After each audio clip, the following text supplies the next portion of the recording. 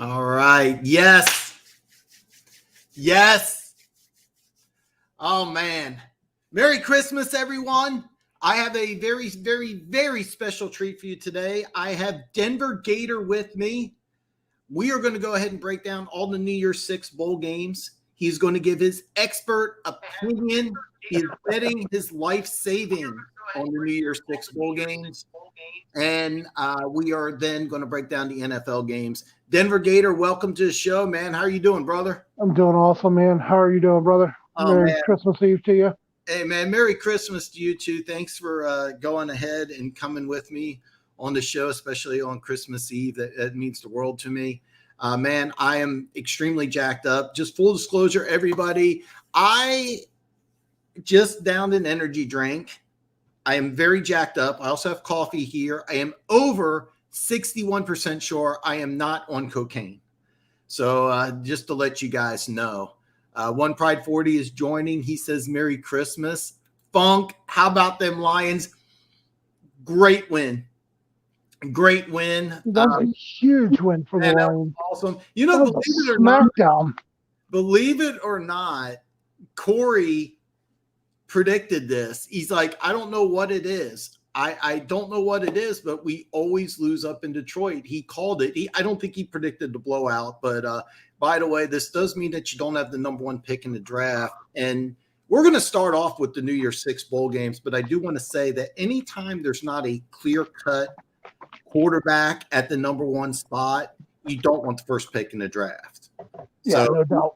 Yeah, and so that's a huge win. You don't want the first pick because the draft's going to be I think it's going to be a lot more fun without Detroit at number one because Jacksonville can do 100 different things, but because there's not a quarterback, you really can't get out of that first spot. So Alex has returned. Welcome, brother. Man, lots of yeah. Denver Gators. I'm jacked up. I'm jacked up, man. Yeah, we got all the all-stars in here. So oh yeah, man.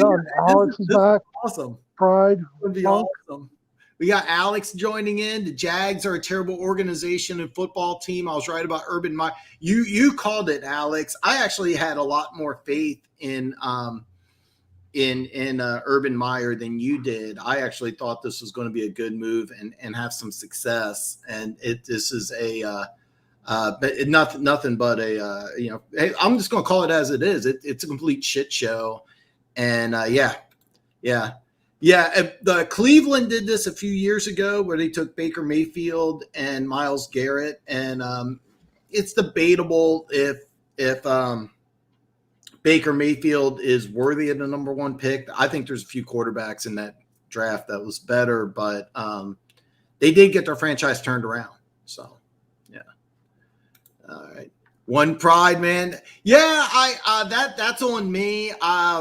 That's on me. Denver Gators wearing nothing but an orange barrel. He didn't want to show off for everybody. He's saving that for his OnlyFans account. It's only $29.99 a month to join. By the way, in the description below, follow Denver Gator on Twitter. So appreciate that. Hey man, it's a great Twitter feed. So Funk says Kingsbury continues to fall apart second half this season. I think a lot of it's with injuries. It's a really banged up team right now. It's going to be interesting. One Pride, you were also on board on the hating Urban Meyer bandwagon, but I kind of assumed it was the Ohio State background. So that's just kind of me. Alex says, I think Houston should go with Mills and build around him. He's a good player, could be very good. That's actually going to be a great story for the offseason because what do you do with that pick? And then do they trade Watson? Do they get some more first-round picks? Do you build with this kid? Do you go with the quarterback? Great story for the offseason. And I'm going to make sure I get to everybody's comments, but Denver Gators itching to go. Hey, Alex, what would you guys think about getting Gardner Minshew? That would be interesting. That would be really interesting. Denver Gator, I got to ask you, out of the New Year's Six bowl games, is there a player that you're really excited to watch? Yeah, I'm. You know what? I'd like to see Sam Howell, North Carolina quarterback. He came into the season pretty hyped up. Didn't really have a great season. I'd like to see his draft stock try to rise in the last game. Yeah, I'd like to see the was it Ajobo and Hutchison. I'd like to see them light it up. I'd like to see their draft stocks go up. Oh, I mean, there's going to be a lot of players that are going to be affected. One trend is that players are sitting out. I have a small list. I'm not going to go over everybody. I wish I could tell you that if you played in the bowl games, it helps your draft stock. But over the last couple of years, players that have sat out have actually done better in the draft stock. I know I think it's Mark Corral, the Ole Miss quarterback. Yeah, the Matt Corral. I'd like to see him play. I think he's yeah, that's going to be a fun game. He's playing. That's going to be a fun game, and I really, really think that I would love to see his draft stock improve from playing as opposed to Kenny Pickett, the Pitt quarterback who's sitting out. But in the past, it seems that players that sit out, the draft stock seems to have better. Alex responds, Minshew, I wouldn't hate the move, but depends on the QB class in the following draft because he'd only be an interim quarterback. I can't see Minshew being a full-time starter. That's fair. I couldn't see it either, but I'm kind of agreeing with Funk here. I think Mills is good enough to build around and replace. I actually think Mills is good enough to be a franchise quarterback. That arm is extremely elite. I'm just not sure what they think about him. That's actually going to be a great draft story. So we're going to start off with the New Year's bowl games here. I got for the Rose Bowl, Ohio State versus Utah. Ohio State's a 6.5-point favorite. Denver Gator, break this game down. Give your opinion. Are you betting your life savings on this one? This one, no, because this one's a coin flip as far as I'm concerned. Ohio State, are they going to come into this game thinking that it's worth it, or were they under the mentality of playoffs or bust? Are they going to take some pride in the organization that they can go into the offseason with 2 losses in a row, to Michigan and Utah? I mean, are they going to step it up and be that? Like, you got a high-powered offense going against Utah, who has a pretty decent offense, but their defense is incredible. So it's going to be a fight between the Titans on that one. Like, is Ohio State going to actually show up and play the game, or are they just going to check out and be ready for the offseason? You got some players going into the NFL like Olave and those guys. Are they going to participate? Are they going to try to raise their draft stock? Or are they just going to check out and, get ready for the NFL? Like, I think that's pretty key to where this game would be going. But I would think Utah, maybe on the money line, would not be a bad. Oh, wow. idea. Oh, wow. Utah money line. And let me bring that up real fast because they are a 6.5-point dog. So let's say you wanted to make some money here. Utah money line is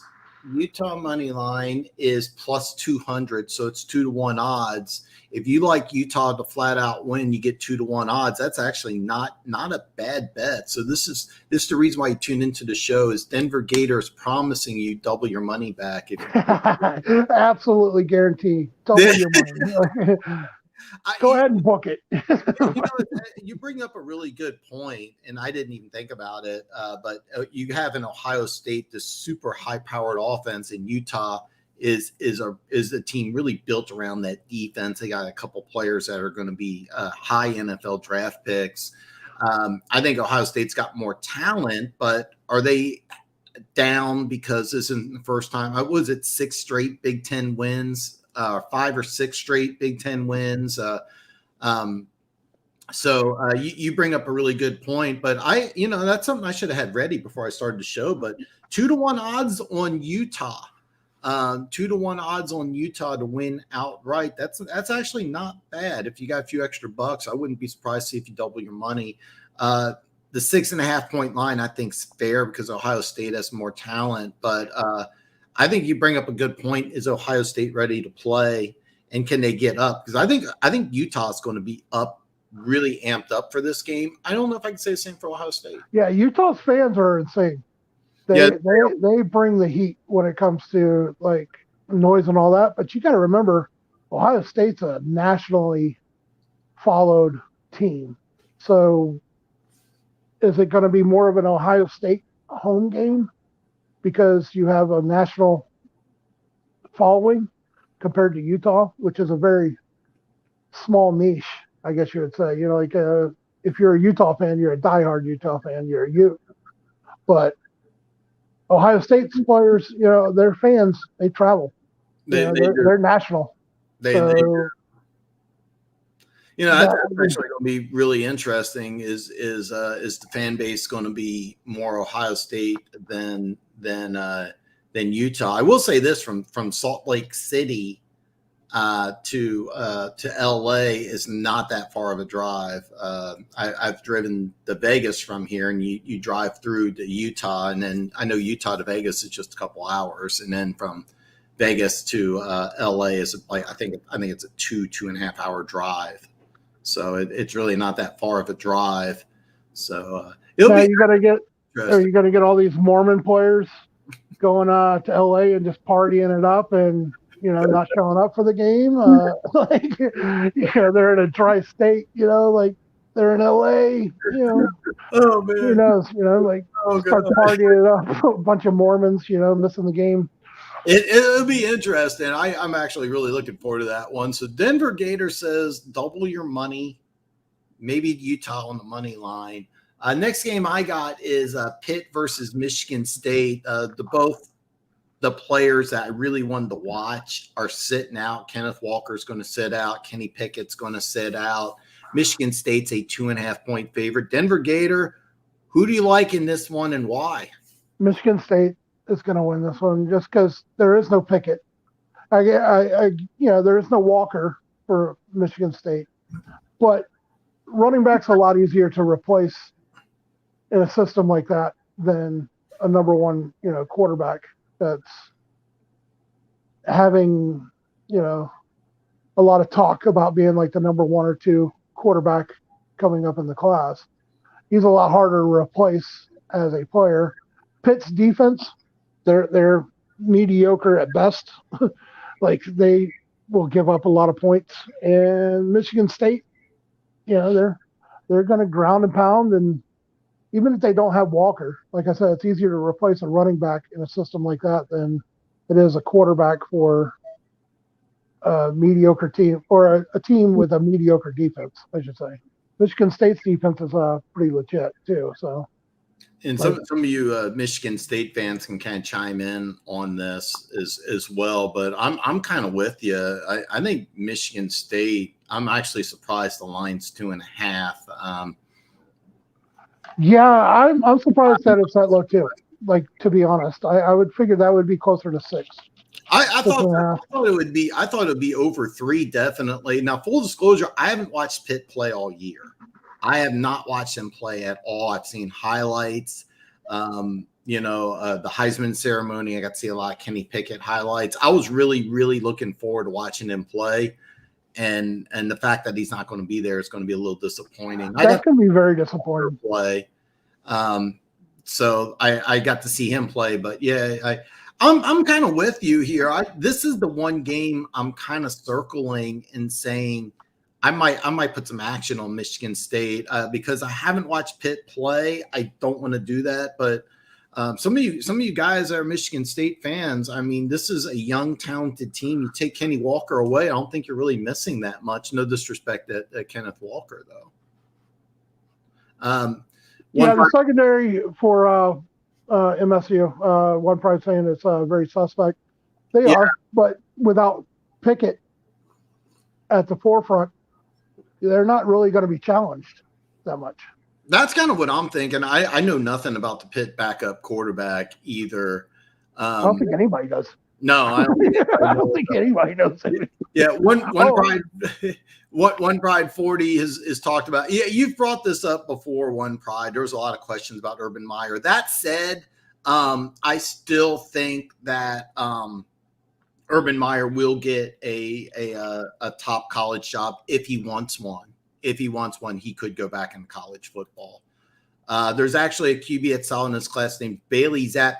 Bring that up during the draft season. I've never heard of this kid, Denver Gator. Are you familiar with this Bailey Zapp? Oh yeah, Bailey Zappi, dude, Western Kentucky quarterback. Oh, okay. He just broke the record for the most passing yards in a season. He was like, I don't know, like 40 something yards short of 6,000. He just broke Joe Burrow's record of 60 touchdowns. He broke it by 62. Okay. I have not watched it. I know who the Western Kentucky quarterback is. I should have. The name's kind of cool. Yeah, they played Appalachian State last week, and Appalachian State was expected to give them a run, and they just got tromped on. We don't have Zappy is here. Too bad we don't have Homeland joining the show as an App State student, a 35-year-old college freshman. Yeah, he's lucky he's not on here because I'd be talking mad smack about the Raging Cajuns, just owning them all year. James Willis, man. James, welcome, man. Merry Christmas, brother. I'm liking Craig Reynolds a lot. Man, you have to forgive me. I'm drawing a blank. Denver Gator, tell me a little bit about Craig Reynolds. I'm drawing a blank. I don't know who that is. I don't know either. Sorry about that, brother. But James, I'm super happy to see you, man. I'm not looking up real quick. Outright. I love Lloyd. Should be a top 10 pick depending on his combine, but he looks like he's a top 10 pick. Who are they playing? If you're talking about Utah's playing Ohio State. If you're talking Western Kentucky, I don't know off the top of my head. No, they already played Appalachian State. Bowl game. This is actually a great point, Alex. I always do a Black Monday show every year. David Coley's looking to be on hot seat this upcoming off season. The next hire is Josh McDaniels. I'm not sure David Coley lasts, to be perfectly honest with you, Alex. You probably got more of an insight than I do. I'm not sure he makes it. I would say Matt Nagy, definitely. Mike Zimmer, maybe. Coley, I don't know. I mean, if you finish the year with 2 wins and you have number 1 pick in the draft, you may just want to clean house. If I'm the Houston Texans personally, I would give Coley one more chance. Denver Gator, you got a take on this one? On Coley? Yeah. I don't know. Like, was he just a sacrificial lamb, basically, for the season? Was he just pretty much just put in that position until they can fire him? That's kind of what I was thinking. I don't know. I mean, I personally I'd like to see Coley get another shot, but I've seen lots of coaches go one and done. I would like to think that they would like to at least try to keep him. You know, that's like kind of what I think. But if you got somebody like Josh McDaniels or something like that on the phone line, you know, you definitely would go to him. I think so. I don't know if Houston wants to dip back into the New England pool. Yeah, especially Josh McDaniels. Like that dude, he'll sign on the dotted line and then just, I'd rather just stay with New England. You know, Bill Belichick's puppy. Yeah, it'll be interesting. There'll be I am going to do a Black Monday show. Probably not a live stream, but I'll do a video and we'll talk about all the coaching decisions. James says, I think Ohio State needs a win after being destroyed by Oregon. See, I think they do, but I don't know how much mentally they'll be in the game, because the one thing I do know is Utah will be amped up, ready to play at 100%. I don't know if I can say the same about Ohio State. I will say this: Ohio State has much more talent. Their talent level is much higher than Utah, but I don't know if they're going to be ready to play. So that's kind of my thing. If you don't watch National Lampoons for Christmas, you're not doing Christmas. Oh, National Lampoons, Christmas Story, and Die Hard. are three movies I always watch on Christmas. Story, I cannot stand it. I've seen it 50 times. I go out of my way. Die Hard, I love Die Hard. I haven't watched it yet this year, but I thought about it's best watched on Christmas. I love Die Hard. I love Die Hard. But yeah, if you're not doing the National Lampoon's Christmas on Christmas, you're definitely doing something wrong. Like, hey, Funk, pick a number between 1 and 10. Vegas Vacation's awesome. Vegas Vacation's awesome. AKA Netflix. Okay, yeah, the dude was watching Netflix or whatever when they called him up off the streets, basically. Okay, cool story. Yeah, Netflix. I saw that the other day. Vacation. No, I think he means Vegas Vacation. I think he means Vegas, but all of them are great. All of them are great movies, man. If all of MSU's receive, Michigan State is going to be a really, really fun team to watch. They got a really good recruiting class. They gave their coach a Brinks truck of money. It's going to be a lot of fun. Hey, to watch. You know what? I'll give you guys a go green. Go green. All right, man. We got. I absolutely hate Michigan. I fucking hate Michigan. I hate Georgia. So I hate Auburn. So anybody, if you want me to say go green, I'll go green. All right, we got. Well, I don't get it. We got a lot of Michigan hate here. I don't get it, but that's good with me. Yeah, James, I'm with you, man. I'm really disappointed. I really wanted to see this kid play. Oh yeah, Brian, you're totally right about McDaniels. Like, I don't want anything to do with that dude. Like, I absolutely can't stand Josh McDaniels. I only wish him on teams that I can't stand. Maybe like the Eagles or the Raiders or something. You know, like a Denver fan not liking Josh McDaniels. I'm shocked here. Alex has Cincinnati going all the way, which will be great. We're going to talk about that game here in just a minute here. Oh, hey, a little side note. The quarterback Slovis for USC, he transferred to Pitt to take over. Really? Yeah, he's I didn't know that. He went in the transfer portal and transferred to Pitt. That's actually a big. To be their quarterback. That's a huge game for Pitt. Craig Reynolds, aka Netflix, is the Lions' fifth string running back, has played well against. Yeah, I have no idea where you guys are finding these running backs at, but I'm really impressed. I'm really, really impressed. Alex, Cincinnati at Michigan screwed us SEC. Oh, you don't want McDaniels to come on Denver yet? That was. I get that. Yeah, Vegas Vacation's fantastic. Vegas Vacation's fantastic. Some Harbaugh hate. He did bring in a 5-star. I think the class. I think the last I saw was either top 10 or top 20 class from Michigan State. It's Michigan State's doing a lot of really good things, and I'm not even a fan. So anyway, we'll get back on track here.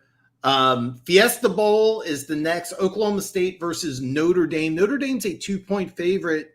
Denver Gator. Notre Dame's has some players sitting out. Should they be favored? Do you like this game? Yeah, Oklahoma State. I don't know. Oklahoma State's probably the most consistent team there, but they have like almost zero offense.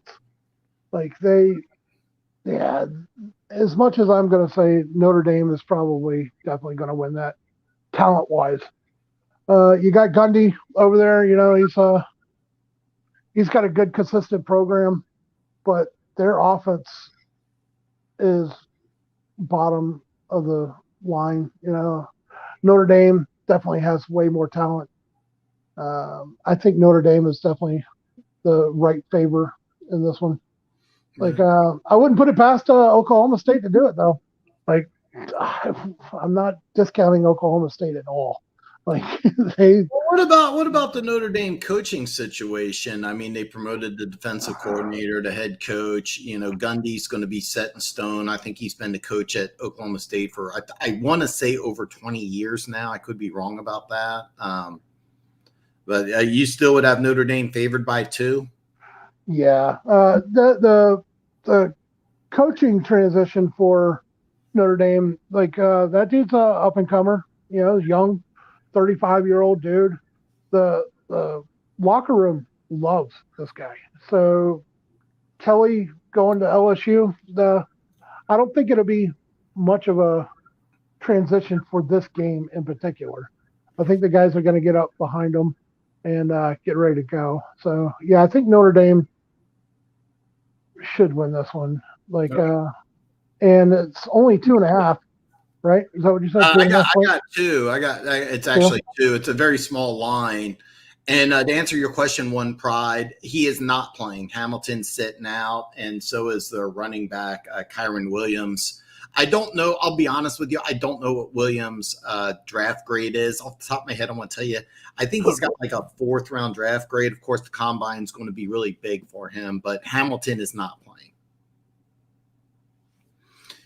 James says, I don't think Belichick does he does the assistant coaches, but none of them have had NFL success. So far, the number one is Brian Flores, who was on the hot seat earlier in the year. Now that he's got Miami back, one of my movies. Oh God, that's a tough one, man. Oh man, Denver Gator. Do you have a top 5 list, man? I'm at a loss. Yeah, Die Hard, Christmas Story, because that has personal ties between me and my sister. Okay. So that one's always special, no matter how good or bad of a movie it is. Grinch, the original, and the Jim Carrey version. I think Jim Carrey brought that character to life. I love the Grinch. Polar Express. One that a lot of people don't think about. Tom Hanks. All right. Let's see, what's that, 4? I don't know. I don't know. Yeah, definitely the Vegas, definitely the Lampoons is probably number 1 to me, though. I don't have a list. I would say if I did, it would be Die Hard, and that'd be it. But all the vacation movies, from Real Tomato, Ketchup, Eddie, Nothing But the Best Clark, The Shitter's Full. Oh, dude, I love the vacation movies, man. One of my favorite lines in the Vegas vacation was where he goes back up to the dealer and he says, he's like down and out. He's like, hey, how about I just take you back in the alley, take your money, kick you in the balls, and we'll call it even. I like the Vegas vacation. Having a gambling background, it really just it's awesome. James, I hope COVID doesn't. I hope there's actually somebody on Twitter who I follow, have a lot of respect for. He's actually thinking the Super Bowl will be affected, and that would really, really suck. So yeah, hope, knock on wood. Texans have 23 players on COVID protocol. All but 1 are starters. The NFL has not even had a discussion about postponing their game. No, they haven't. And I'll be honest, I think the NFL has done a really, really good job, but not perfect. Of course, Denver last year had to start a practice squad receiver at quarterback. And Kendall Hinton, Hall of Fame. Yeah. And so, I mean, yeah, I get it. I get it, Alex. But I want to say overall the NFL's done as good as they could do. I know a lot of Chiefs players were out for this game. We're gonna do all the NFL games, but right now there's no line, at least from my bookie. Somebody put in that the Chiefs were originally 11-point favorite, dropped to 7.5. But as of right now, my bookie's not had a line on the game. So yeah, it's kind of up in the air. Some people are better OCs and DCs in position. Yeah, absolutely, Funk, absolutely, 100%. I agree with that statement, 100%. Like, you look at son of bum, Wade Phillips, one of the best defensive coordinators ever. Oh yeah. Oh, goes to being a head coach and doesn't really do anything. Goes back to being a DC, and he's probably always going to be. I mean, Dick LeBeau. Dick from the LeBeau's Steelers. another one. Yeah, Dick yeah. LeBeau, great all time. Romeo Crennel, Romeo Crennel, Vic fantastic Fangio. um, fantastic defensive, terrible head coach. The 2012 Chiefs, the worst season ever. Vic Fangio, what kind of funny that Denver Gator doesn't like Vic Fangio. I love Vic Fangio. I just think he has issues being a head coach. No, I agree there. Jim Caldwell's actually, there's a lot of talk that Doug Peterson is almost all but given the job. So that would be very bold. It sounds like Doug Peterson, from what I've been hearing, Doug Peterson has basically done everything except sign the contract. So that would be a good move. I'll be honest, I would like both Caldwell or Peterson, but from what I've been hearing, it sounds like Peterson's just about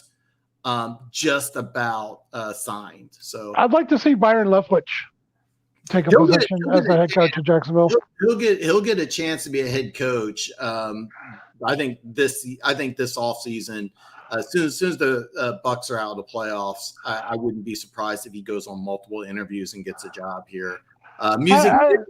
Yeah. Go ahead, brother.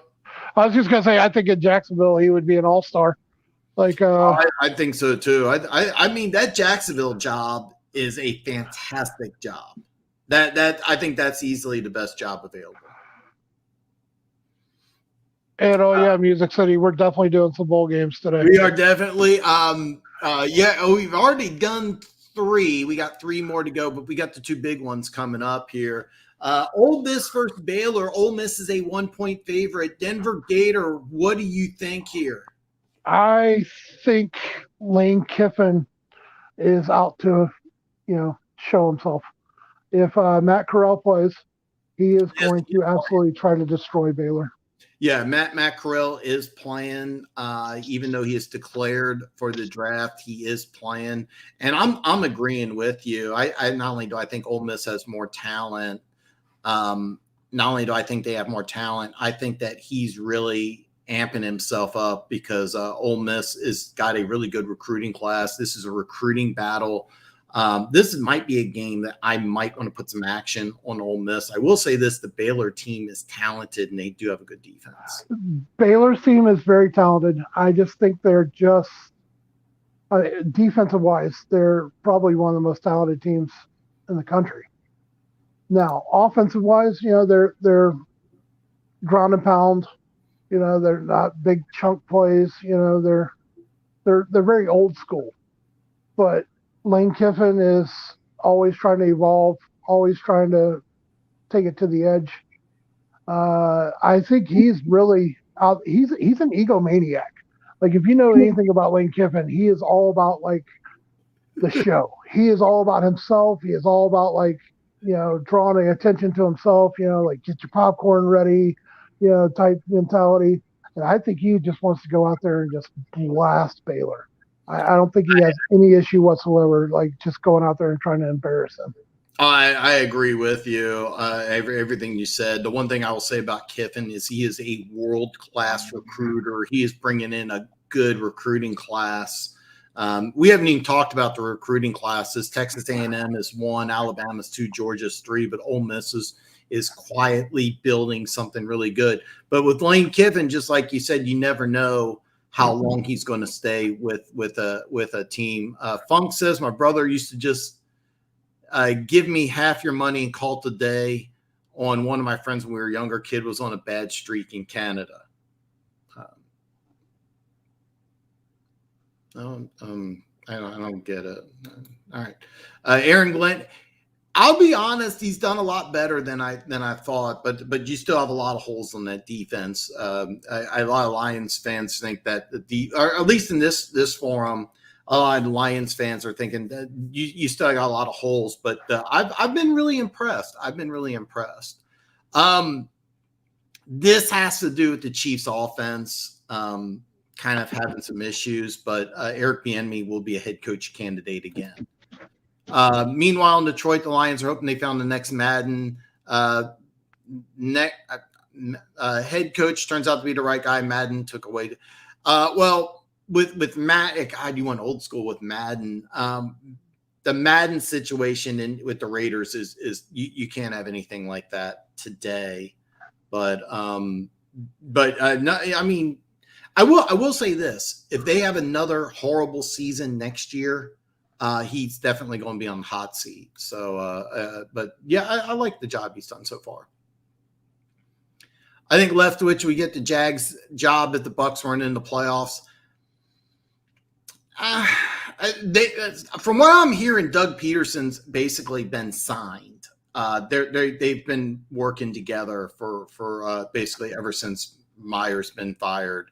I feel bad for any fan base Caldwell takes over as head coach. Dude was well liked. I'll give him that. Seriously, salt of the earth when you talk character, but coach. For those of you who don't know, he took over for Tony Dungy when he left the Colts. He took them to a Super Bowl, which they lost. Then when Manning wasn't there, they were 2-14. He inherited Andrew Luck. There's some good things to like about Caldwell, but I think there's a lot of better candidates. I wouldn't mind him in Jacksonville, but I think that you could find some better ones.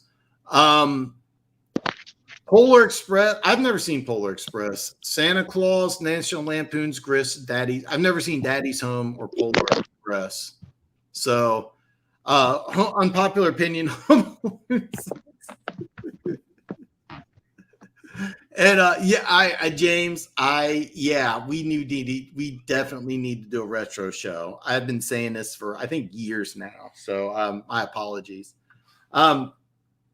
Now we have 2 big games left for the college football championship. Denver Gator, break these down. Alabama versus Cincinnati. Since Alabama is a 14-point favorite. Break down, brother.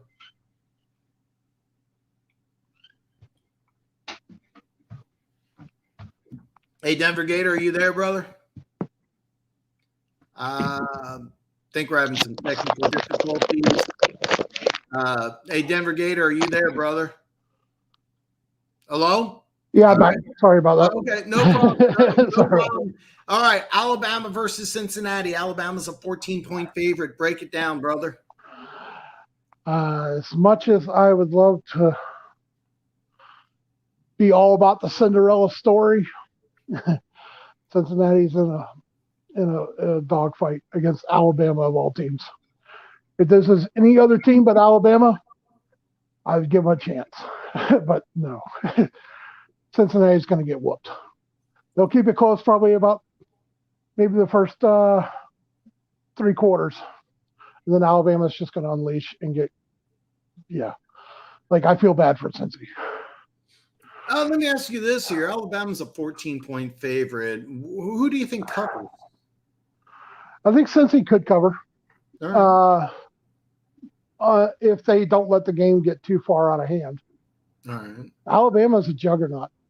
Yeah, they really are. I do. If they were playing somebody like Georgia or Michigan and it was a 14-point spread, I'd be like, well, yeah, look towards that. But Alabama, they know how to adjust to it.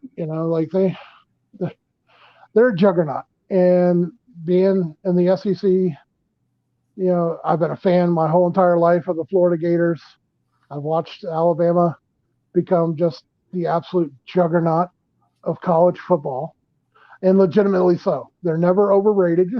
They're never underrated. They're just always going to just be Alabama. And I feel bad for Cincy for drawing that card. I really do. I'd like to see Cincy do it for the whole Cinderella story. And I would have given them a snowball's chance in hell if they were playing Georgia or Ohio State or Michigan or Oregon or Oklahoma, but not Alabama. I hate saying that, but Alabama's going to take a lot of pride in getting a lot of style points against them. Let's put it that way. No. I really love the David versus Goliath matchup here. Oh, I do too. I do too. It's going to be great. And I also think that the difference between Cincinnati and a lot of other these small school teams is that they have NFL talent on this team. But I agree with you. You got an NFL roster in Alabama. You got NFL talent on Cincinnati. I have a hard. I'm hoping this game is close, but I would be shocked if Alabama didn't cover here. Well, you got to think like Georgia going into the SEC championship game was touted as having the best defense in all college football. Like 9 out of their 11 players could easily be in the NFL. You know, heard all the stories about how dominant they are. And Alabama just went in there and slapped them around. Now, Cincinnati, yeah, they've got probably a really good defense and a mediocre offense going against, again, Alabama. So I feel bad for them, man. I don't know. I think they could cover the 14 and a half if they stick to it. But Alabama was pissed off because they were underdogs against Georgia, and they were not gonna let up, and they embarrassed Georgia. Now, yeah, I think Cincinnati is a great story. I was rooting for them last year to do it, and I was rooting for them this year. And yeah, they finally made it to the big dance, but they drew the death card. If they could have somehow played Michigan or Ohio State or anybody else but Bama, I think they would have at least a legitimate chance. But man, all right. Let's see here. I'm gonna. I hope we beat the Falcons. We're going to talk about that game. He did not go to DeJohn. He just had some technical difficulties. Since he's going to get whipped, Ritter going to light up Bama and become the first QB off the board because of it. But he says sarcasm is. Yeah, it's hard. It's hard to be sarcastic. So, but no, he's not. I like the underdog. Everybody loves the underdog. But I think me and Denver Gator both agree that the question isn't if Alabama's going to win. It's just that they're going to cover 14. And I think it's pretty safe. I think it's pretty safe to say that they're going to cover it. Music City guy says, I hate to say it, but I take Bama. I agree with you. I really agree with you. Music City guy. It's just a, I think it's just a question. I think Alabama definitely wins. Everybody's going to pull for Cincinnati. But it's the Orange Bowl. It's going to be an SEC crowd. Let's face it. Well, yeah, it's being played in Texas. Right? Alabama. I think the Cotton. You know what? I should have had this ready. I think it is the Cotton Bowl. And I think it's in Arlington. Is in Texas, I believe, but the Orange Bowl is going to be played in Florida. I believe that's how it is. I should have had that ready. Right. I'm pretty sure the Bama Cincy game's going to be played in Texas, and you're down south. Like, I actually let me Cincinnati. They're not going to travel that well. That's going to be a home game for Bama. Let me see here. I should have had that ready before. No, the Orange Bowl is going to be in the Hard Rock Cafe or Hard Rock Stadium in Florida. So I missed that, but it's going to be in Florida. The Orange Bowl game is going to be in Florida. The Cotton Bowl game is going to be in Texas. So I mean, Alabama playing in Florida, it's going to be an SEC crowd. But I think everybody's pulling for a good game, but I have a hard time believing. The only thing win it for the Gipper. James pulling out from old school. James is an old school type of guy, and I've been promising him that we're going to do a retro show, and I keep lying to him. But we do got to get a retro show. We do have to do a retro show. I'm all about the retro show with you. I've been dying to do like an old school show. Thomas, I'm VA wide receiver. I've never heard from you before, so I have no idea what this is, but welcome. One Pride 40 says I have a better chance of getting in bed with Jennifer Lopez and Riddy. Let's the last game that we got is Michigan versus Georgia. Georgia is a 7.5-point favorite. Denver Gator, break it down. Which one are you taking? Well, seeing how I hate both of these teams, like with a passion, it's hard for me to like make it an emotional pick. But I think the way it's going to be set up, and everybody's going to hate me saying this, but it's going to be set up for Alabama and Georgia to have a rematch. Basically, that's how the cards are set out. So since he could play Bama, Michigan could play Georgia, Georgia ekes one out. I would look at the under on that. Definitely being a very low-scoring game with those defenses. Michigan, yeah, I don't know if they could cover 7.5. I didn't know, but the over-under was either 44, 44.5, and this is common. People love betting the overs. It's now jumped up to 45.5, which for college football is extremely, extremely low. But the 45.5 over under, you like the under in this one? Yeah, I don't see either quarterback lighting it up. It's going to be ground and pound, good defense playing against a good run offense on both sides. Like neither one of the quarterbacks jump out. I know Stetson Bennett, he's doing whatever, and he's definitely not JT Daniels. JT Daniels is way better of a quarterback than he is. But that's really interesting. I think the majority of people would think just the opposite, even though JT Daniels was a 5-star recruit. And I think JT Daniels is more talented. I just think Stetson Bennett is a good game manager, and he's just hasn't lost until Bama. No. So he kept the job. No point in getting rid of him. But everybody's going to be saying, "Oh, it's SEC bias." That they're going to put these two games, like in the championship. It's not SEC bias. It's SEC is NFL junior.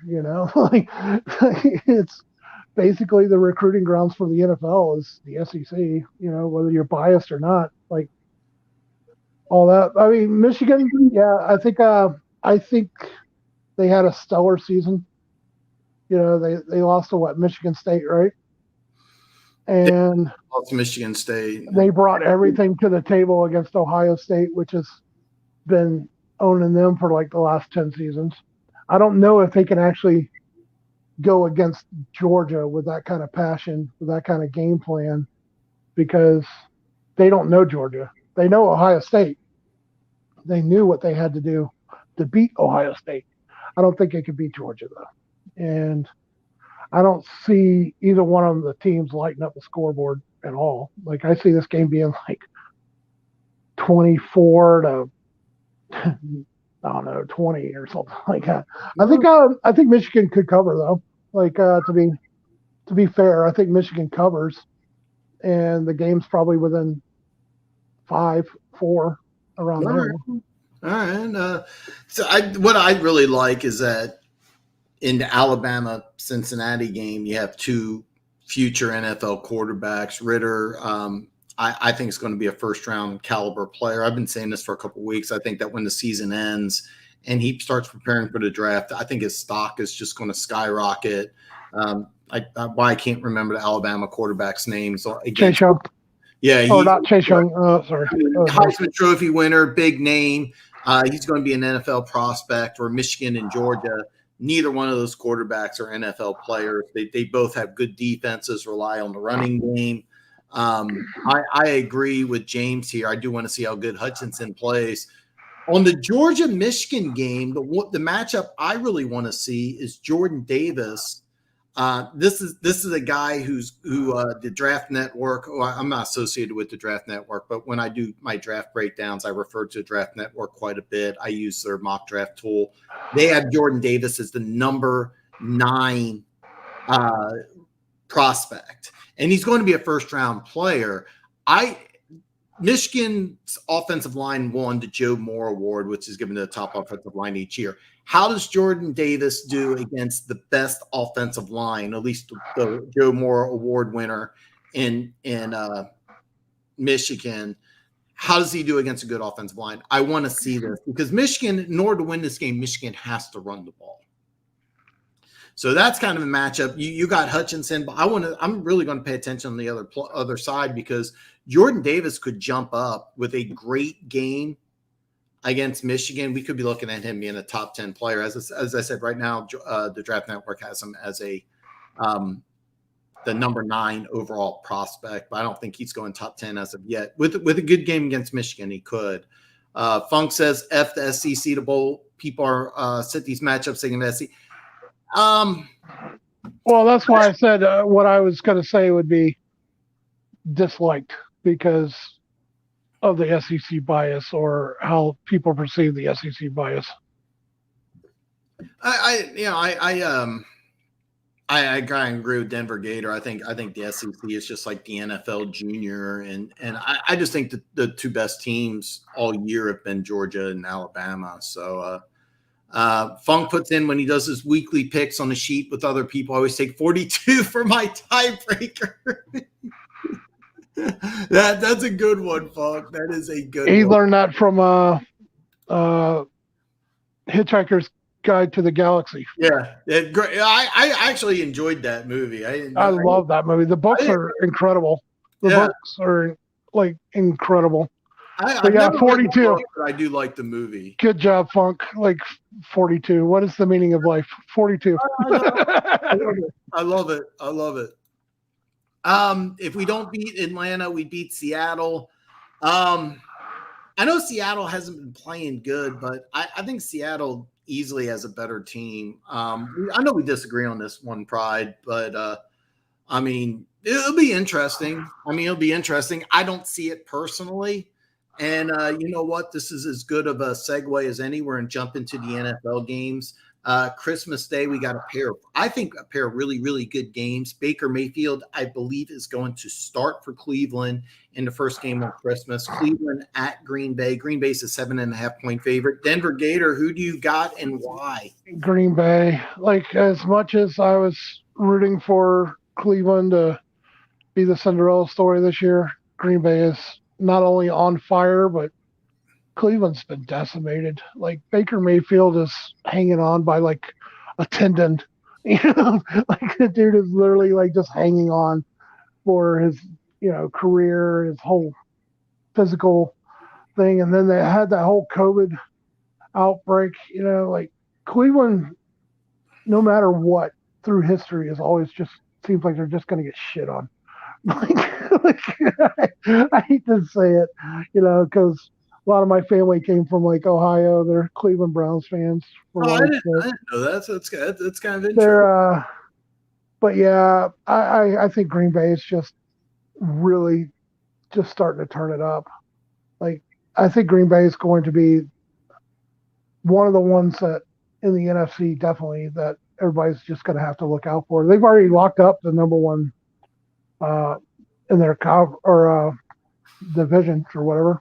Okay. They won the North. The one seed's still up for grabs. So. Right. Yeah. That's what I meant to say. But yeah, I think Cleveland, as good as they are, especially like on defense with like JOK and like Clowney stepping it up and Garrett and all them. I just see Aaron Rodgers just being that much better. Like, I don't know. Like they lost to the Raiders last week. And the Raiders are not gonna even come close to putting up like the kind of offense that Aaron Rodgers and Green Bay is. So I feel bad for the Brownies, but yeah, 7.5 is probably about a good spread for that. Like, I still think Green Bay takes it with the points. All right. So Denver Gator has Green Bay covering. The over-under is 46.5. I haven't checked the weather report. I kind of agreeing with Denver Gator. I like Green Bay to cover 7.5. I'm not going to put action on this one, but I'd feel pretty safe that Green Bay is going to cover. The next game on Christmas is Indianapolis at Arizona. Arizona's a 1.5-point favorite. Denver Gator, who do you got here? Was it the Colts? You said? I got the Colts winning that. All right. Colts. I think the Colts win. Money lines plus 115. Denver Gator says bet your life savings on it. Guarantees an Indianapolis win. I'm not sure, but the way Arizona looked last week, this is going to be a fun game to watch. I think Jonathan Taylor is Jonathan Taylor's my NFL MVP. Oh, Jonathan Taylor is badass. 1580. I don't have the exact number, but there's a possibility, an outside possibility, he can get to 2,000. I think that if he gets to 2,000, I think he has 18 total touchdowns. I don't have the numbers pulled up. If he has over 20 touchdowns, hits over 2,000 yards, I think he wins MVP, especially if the Colts make the playoffs. He's my MVP candidate right now. Yeah, I'm big on that. Like, Jonathan Taylor is he's a beast. He's just a monster. He's so fast. Fast. Dude. Oh, yeah. And the thing is with Taylor is he's 230. He's a big, powerful back, but he was a Big Ten sprinting champion. I remember when he came out, and I said if he runs over a 4.55, he's going to go in the first round. He runs a 4.38, lasts in the middle of the second round.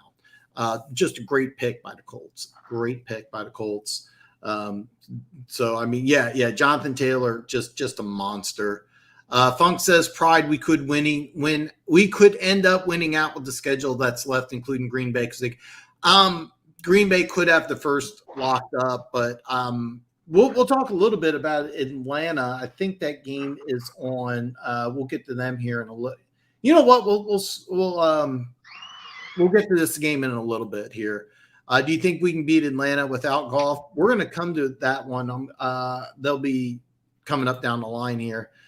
Davis is a guy I wouldn't take with a first. Dude will be over 30 before he has to renew his contract. That is what NFL teams do look at. I forgot to think about that. However, I really want to see what he does against Michigan, because I think this is a guy who is a perfect zero technique. But is there a possibility he could play in a 4-3 type of defense? Is he just the first two down? It'll be interesting. I have a man crush on this guy. So, and then One Pride says Colts are going to run all over the Cards. Well, if they play like they did against Detroit, then yes. Next game, Tampa Bay at Carolina. Tampa Bay is a 10-point favorite on the road. Denver Gator, break it down, brother. After last week, are we trusting Brady to cover 10? Like, that was kind of, I know Carolina's defense is nowhere near the Saints defense, but come on, that was as bad. Like, 10 points is a lot to cover in any game. Like, especially on the road, being a 10-point road favorite. I don't know if they would cover 10. I would probably lean more towards Carolina covering, maybe. I don't know. Like, what's Carolina going to do on offense? Like, I can't even imagine how much worse they are than the Saints on offense. And the offense from the Saints was pathetic last week. Taysom Hill's not even playing. Like, I know we're not talking about the Saints, but I'm talking about, like, Taysom Hill didn't really do anything that impressive. Like, what is Carolina is going to do? Like, who are they even starting for quarterback? I will say this: the Saints have owned Tampa Bay in the regular season, then Tampa Bay killed them in the playoffs last year. But one thing I'll say is that after a loss, Brady's always bounced back and played with a vengeance. Well, Funk just mentioned Tampa Bay's hurt at wide receiver, and 10 could be really tough to overcome. Like, I think Leonard Fournette might be hurt. Fournette. I think Fournette's on injured reserve. Godwin's out for the season with a knee, right? Antonio Brown's coming back, and they signed Le'Veon Bell. We didn't even talk about Le'Veon Bell. The one thing I will say that was really interesting is Le'Veon Bell's always done mixed martial arts as practice, and he was actually going to go into a boxing career, which I was kind of looking forward to. I would love to watch Le'Veon Bell as a boxer. I think it'd be very interesting, if nothing else, entertaining. But he did sign with Tampa Bay. How long it's going to be kind of interesting. Bet against Brady at your own risk. I will say that. Funk puts in. I don't believe Goff made any special throws this past week. I think you just got the Cardinals at the right time is what I think. And Corey, if Corey was on the show right now, he'd tell you the same thing. Detroit just has your number. So yeah. I think Arizona's only beat like Goff like one time out of 10, right? Something like that. Something crazy, but Detroit's always been able to beat the Cardinals in Detroit for whatever reason. And Red Sea's predicted this correctly. Give Corey his props. Next game, New York Giants at Philly. Philly's a 10-point favorite. Denver Gator. I bet you Philly actually rolls with 10 plus. Like the Giants are a dumpster fire right now. Like they're going to be starting Jake Farm from State Farm over there. Like, golly, the Giants are, I don't know, like the Giants are garbage. And Philly. Yeah. I'm not sure Joe Judge. I think he's definitely on hot seat. I'm not sure he lasts another year. Over unders 40.5. I haven't checked the weather report. I like the way the Eagles have been playing. Very, very impressive. Flasher is not here, but you get 3 first-round picks in the draft, and I love the way they've been playing. So, I don't know.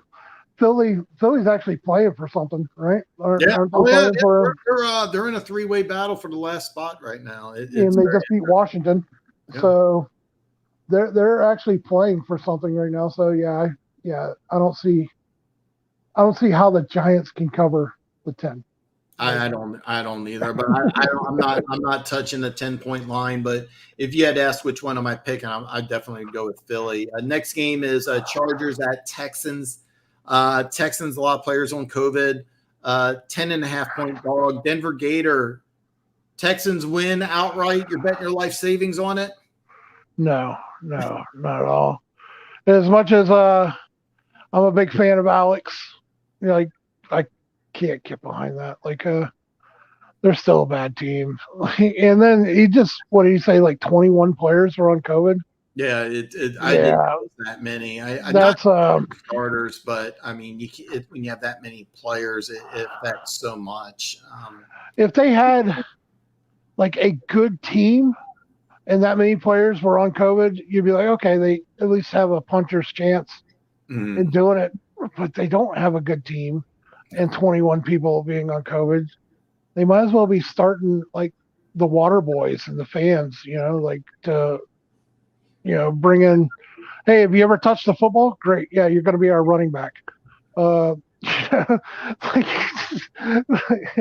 feel, Texans are not, and they're going up against the Chargers who've got something to play for. Yeah, Chargers are still, technically they're still mathematically alive for the AFC West title. And they're still in the mix for the playoffs. Definitely in the playoffs. Still mathematically alive for the AFC West title. Funk says, I'm waiting till the NFC chip game to bet against. He's 0-2 the last 2 years. Cup breaks Megatron's record. He better at least be second. Right now, if I'm correct, I think he's got the Triple Crown.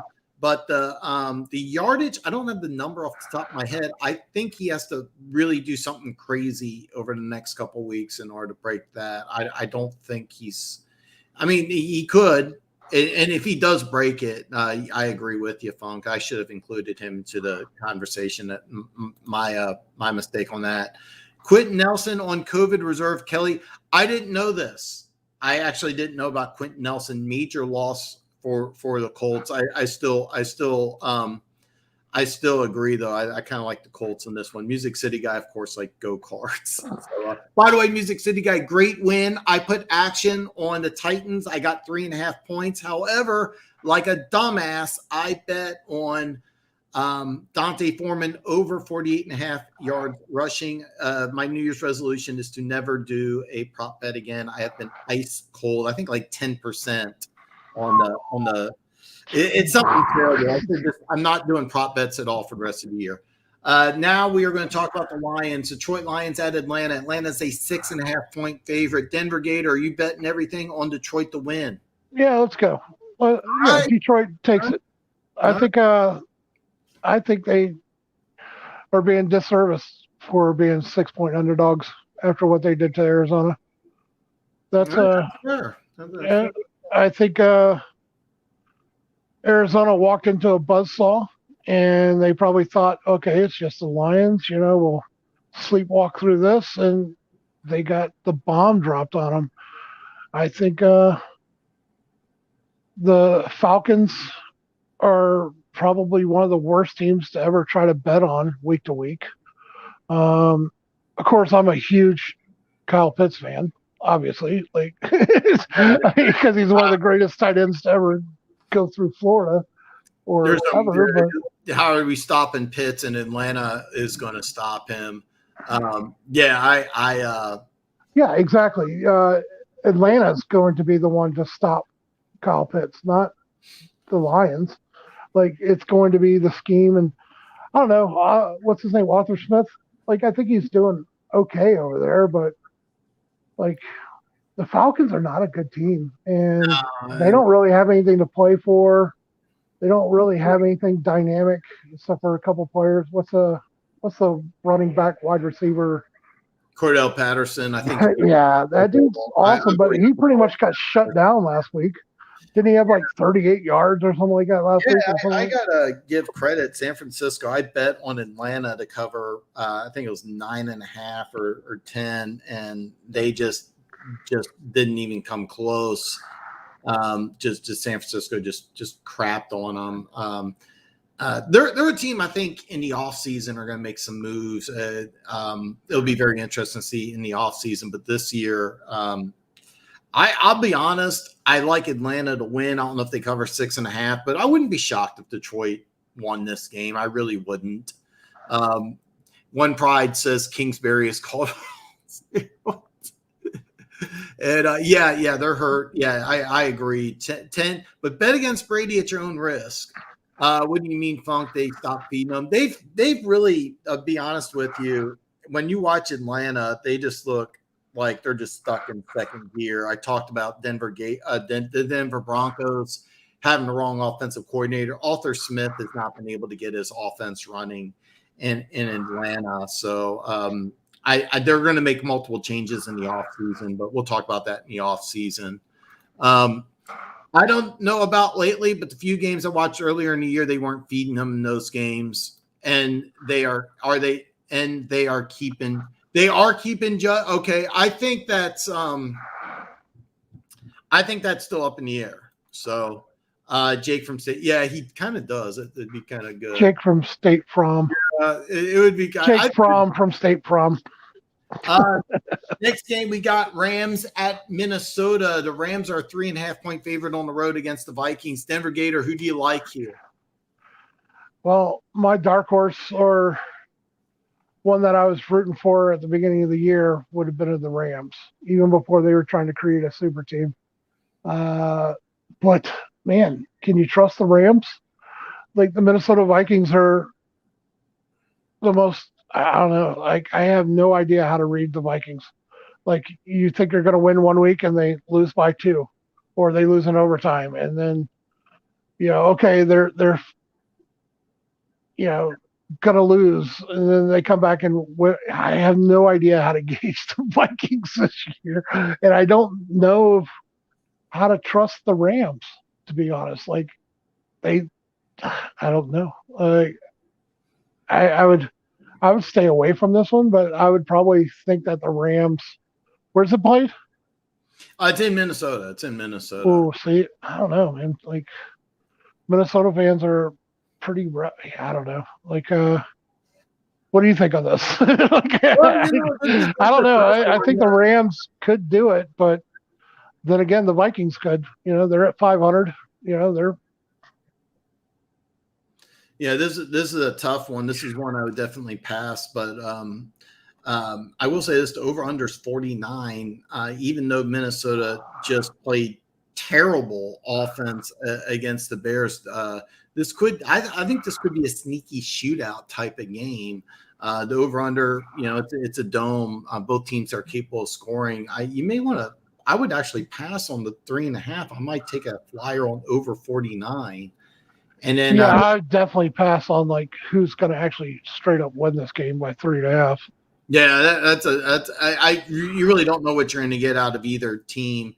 Next game is Jacksonville at the Jets. The Jets are 1.5-point favorite. One Pride 40 says Jets beat the Jags. That would be really interesting because we have now the battle for the number one spot. The here. Tank Bowl, baby. It's the Tank Bowl. My Denver Gator, who do you got in this one? Oh, golly, they're both garbage. Jets. Like they have to. I don't know. They have to win something. I mean, they can't let the Jags. I don't know. Like the Jets, maybe. Like Zach Wilson. Like, is he a bust? I mean, is it too early to tell? Like, is the kid definitely? Is it too big for him? I don't know. The Jets are garbage too. Can I push for a tie and just hope both of them like suck the most? Or I don't know. I would love a tie. I'm actually excited to watch this game. To tell you the truth, I really want to see how both rookie quarterbacks are progressing. But it'll be interesting. I actually see. I think the Jets, because they're going to have two really high draft picks.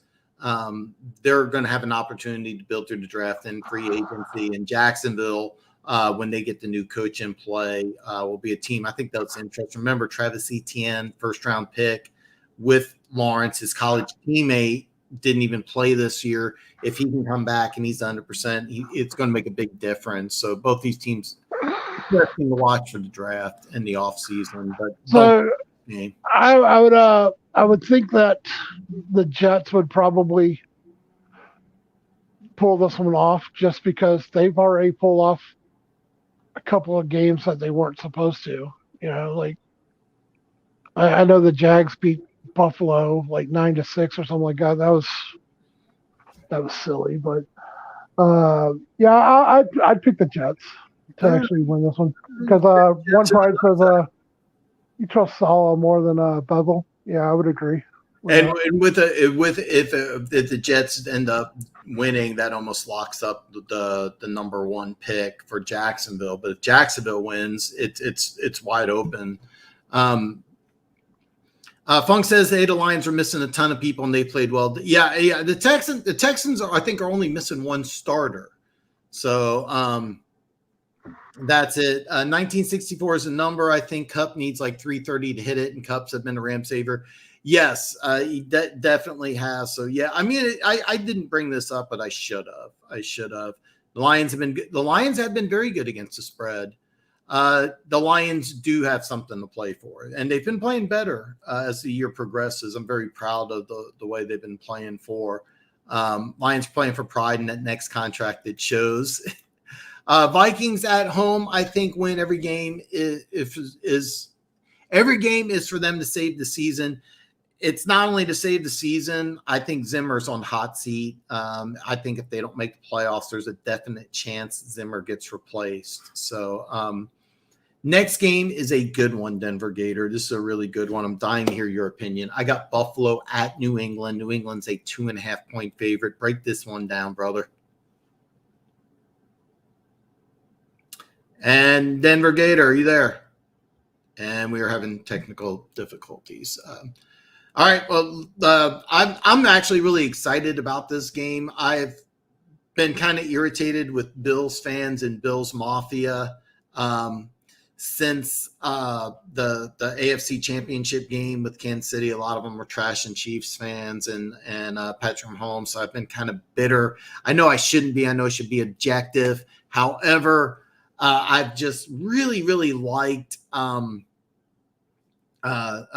New England Patriots, the way they've been playing. A lot of people not me. I've been saying New England's the best team in the AFC. I'm really looking forward to this one. I like the fact that it's only 2.5. If you can get under 3, I actually do like New England in this one. I think they match up very well. The over-under is 43.5. I do like this one. I do like this one, and I do like the Patriots. We are having some technical difficulties with Denver Gator. It looks like we lost connection. So Denver Gator, if you are out there, please join back the stream here. But I'll just kind of go with the comments till I can get you back on here. Funk says maybe Jim, but the Rams are playing for the playoffs too. Yeah, both teams are. Here's the deal. The Rams are playing for the West playoffs and the number 1 seed. Minnesota's playing for the playoffs, and it's a big deal if Zimmer can keep his job. So it's a big game. It's an important game. But I've had a hard time reading each one of these teams, so it's a difficult one. I got Denver Gator back on the stream, but I'm not hearing any audio. So Denver Gator, if you're there, just jump on in, brother. I just Salah more than Bevel. So we're the Vikes. Yeah. The Vikes are both teams got a lot to play for. Rams can't afford to lose because they are locked for the playoffs.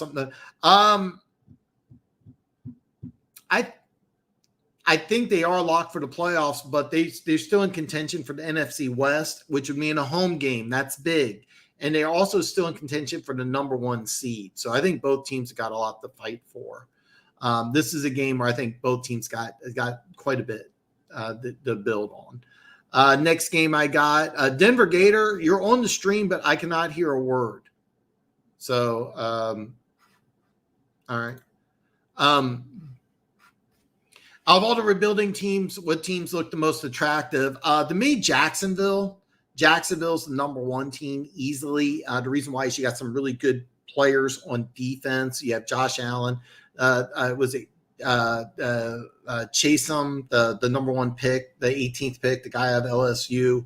He's the other edge rusher. He hasn't played great, but he's a guy I absolutely love. Miles Jack. You got, I think he actually made the Pro Bowl. So, and then you have some size that they added in that new 3-4 defense. I don't know if they're going to stay with the 3-4 defense or if they're moving back to a 4-3. And then you got Trevor Lawrence. Remember, you got Travis Etienne. You have that wide receiver out of Colorado, drawing a complete blank on his name. I'm about an hour 17 in and forgot a name, but I absolutely love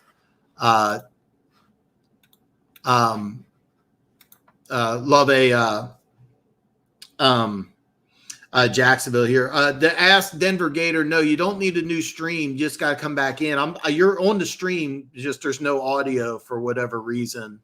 But you're here. I don't know what the audio situation is, but you're good to go. Just give me a shout out or something.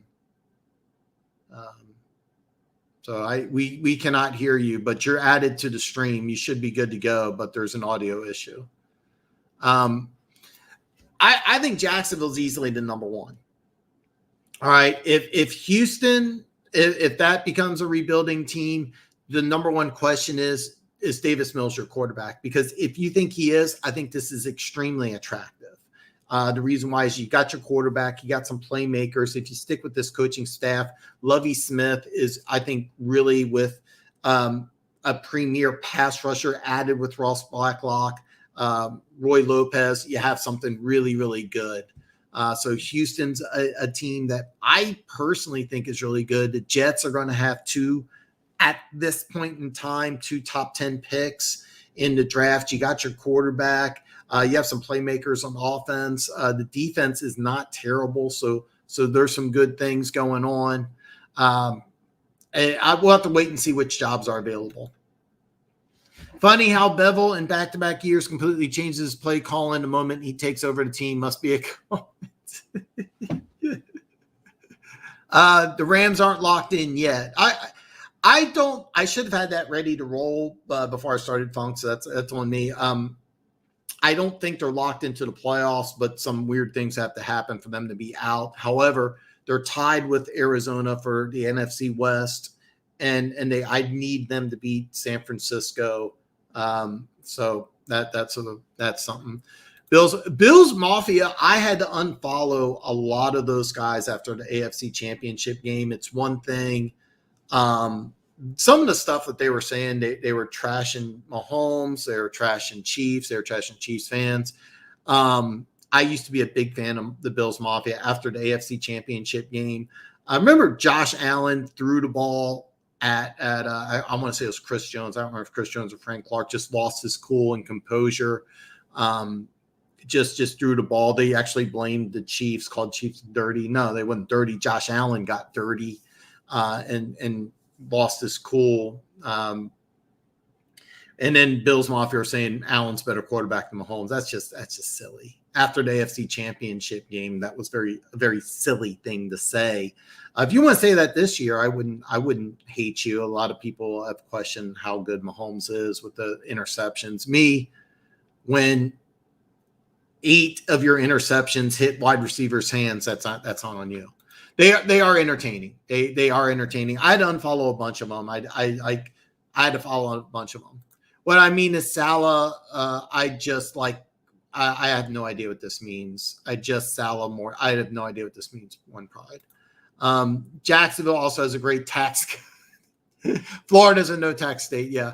Hutch would be a great fit for Houston. I think either Hutch or Thibodeau or Khalifdis, the Purdue defensive end, all three of these guys would be fantastic fits for Houston. That's why if Houston ends up with the number 1 pick, I think they go Hutchinson. That's almost a no-brainer. And I think Detroit, if they get the number 1 pick, they will do Hutchinson. But Jacksonville, because they have problems at the left tackle spot, I could see them going in a couple different directions. However, because there's not a quarterback, you're locked. Whatever that 1 seed is, you're just locked.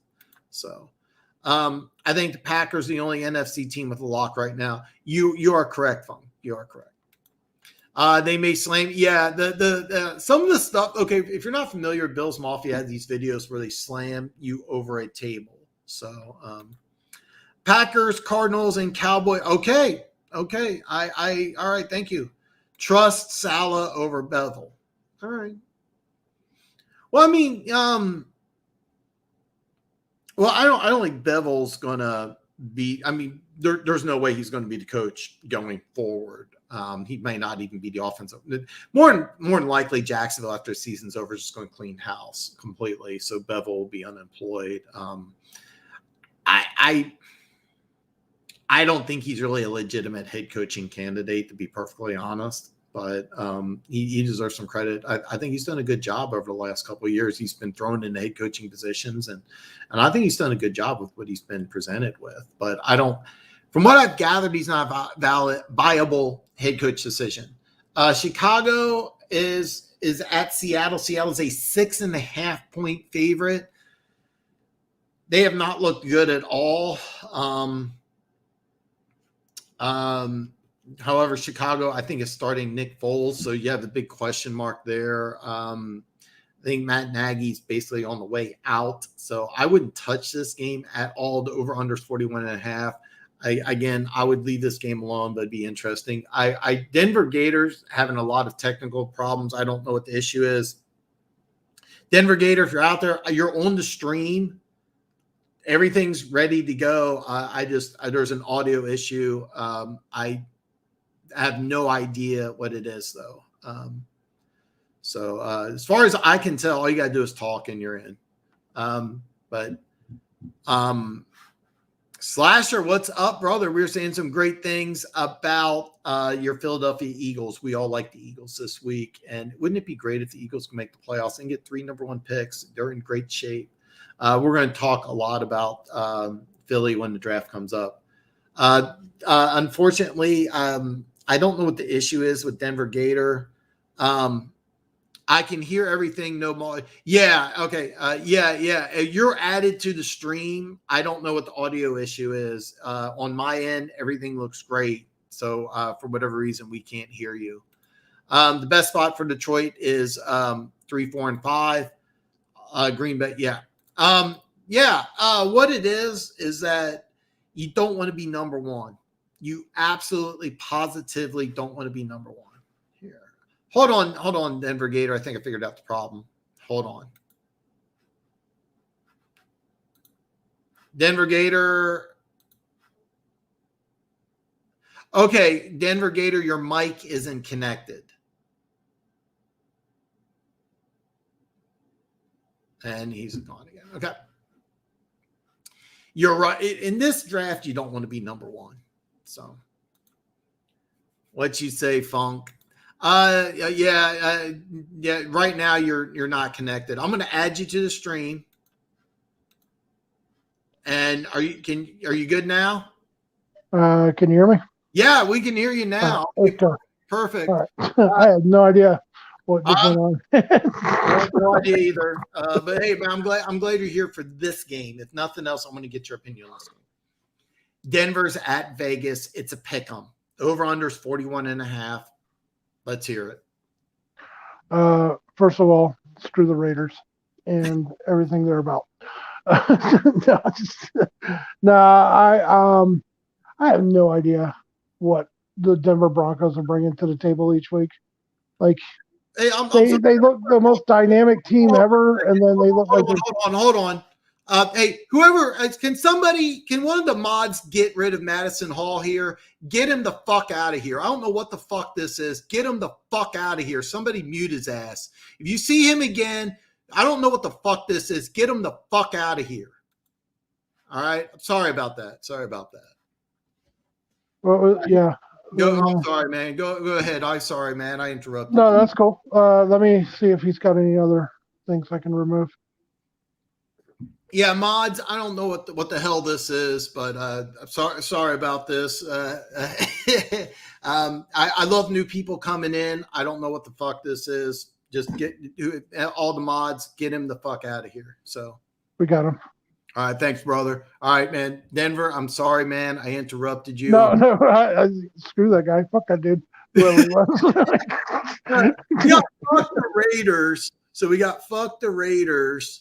I said screw the Raiders. Yeah, okay, but yeah, we can say fuck the Raiders. Like, it's all good. So let me ask you this here, man. It's a pick 'em. Is this fair? Is this Vegas bias? No, that's not Vegas bias. It's a who's gonna fucking show up for the Broncos bias. Like, are we going to drive the ball down the field and not score like we did against Kansas City, or are we gonna, like Drew Lock starting? First of all, I'm excited about that. I'm ready for Drew Lock to have a full week of practice, all the reps, and let's go. Like, this is Drew Lock's time to prove all the haters wrong and just do it. No, I seriously believe just barely beating the Browns last week, the Raiders don't really have much to offer.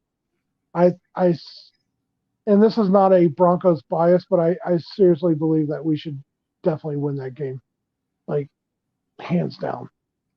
But the Raiders, I think so too. Raiders are not a good team. No. They have lost a lot of like key parts on their team, and they're not very good. And if the Broncos don't beat them, that just shows you how bad the Broncos are. And I will put it on Shermer. Like, the dude is vanilla. The dude is so predictable and so stubborn. Like, let's run some play action.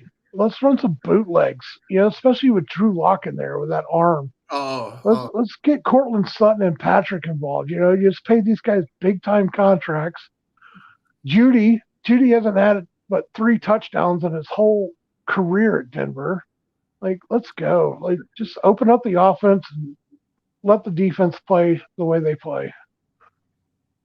I couldn't have said anything better. Let me ask you this, Near. Now, keep in mind, me and Drew Lock went to the same high school, slightly different years. So I have kind of a man crush on Drew Lock. So I do too. I fucking love that kid. Okay, so you're a Denver fan. Why did you get the start? Tell me. I started watching Drew Lock when he was playing for Missouri. Yeah, I did. And he beat the absolute garbage out of the Gators one year, and I was just like, wow, this kid is like legitimately good. I think him coming into the league and being behind Joe Flacco really set him behind. way behind. And then, he had to deal with the injuries and the whole COVID year and all that, and that put him way behind. And I think Teddy just edged him out a little bit because he was more responsible with the ball and he wasn't such a risk. But he's checked down Teddy, man. He's steady Teddy. He's going to always just take the safe route. Man, I'd rather Drew Lock go for 300 yards and a couple interceptions than 150 yards and from Teddy, Let the kid open up. Let him just be himself. Let him just go at it and see what you got. Like, a lot of the Denver fans just totally crap on Lock, and I can't stand it. Like, I just wish the kid would just get a chance to. He's had a couple chances, and he hasn't really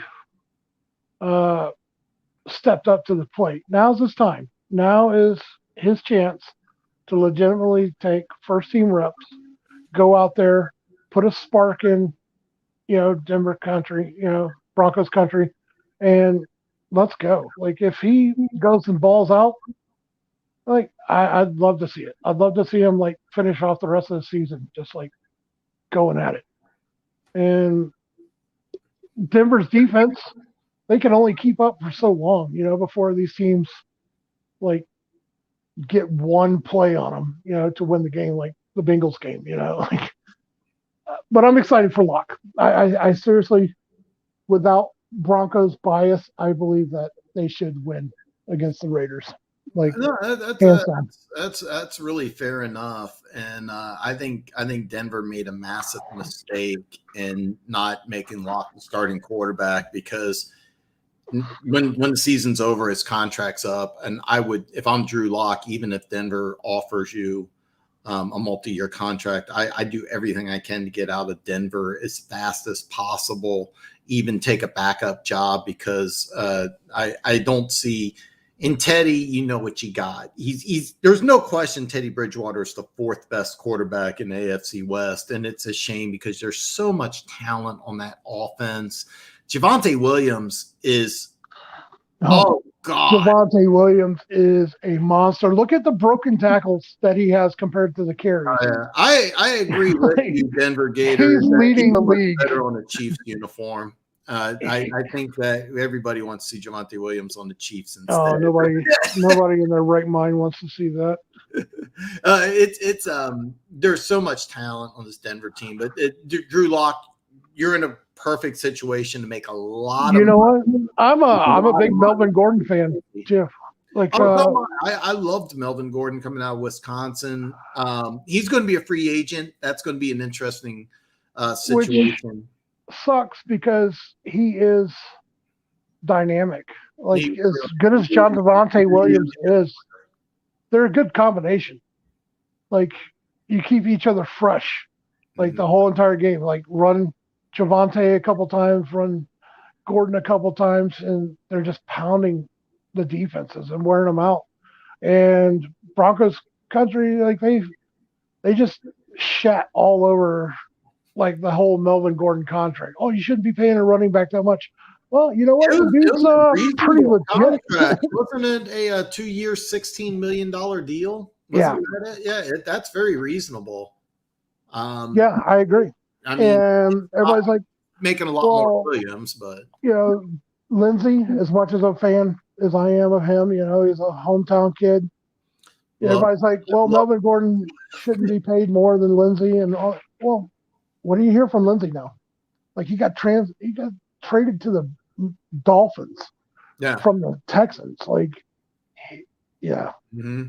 I think like Lindsey. I would not be mad if Philip Lindsay ended up on the Chiefs next year. But you know what? I'm really surprised he didn't. I actually thought he would. I think Andy Reid offense is perfect for a guy like Philip Lindsay. Oh God, I couldn't even imagine. I'd be terrified if Lindsay played for. Philip Lindsay is just a player that I absolutely love. He's certain players you just watch and like you just have respect for, and Philip Lindsay to me is one of those guys. And Yeah, Gordon's going to be a free agent, and that's going to be an interesting story. I personally, I don't know Denver's salary cap situation off the top of my head. I don't know if they can really keep him around, though, with given big-time contracts to both receivers. I don't see a way they can keep him past this year, which is a shame. But so Denver Gator is telling everybody, bet your life savings on Denver this week. That's actually going to be a fun game. I do like Denver to win this game. I really do. I do too. I think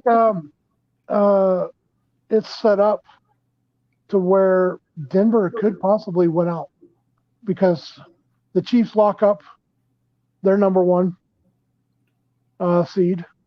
They may sit everybody in the last week.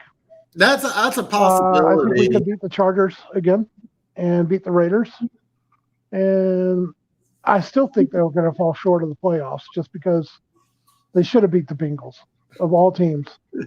They should have beat the Bengals. Yeah, I'll be honest. That was a good game by the Bengals defense. I think the offense.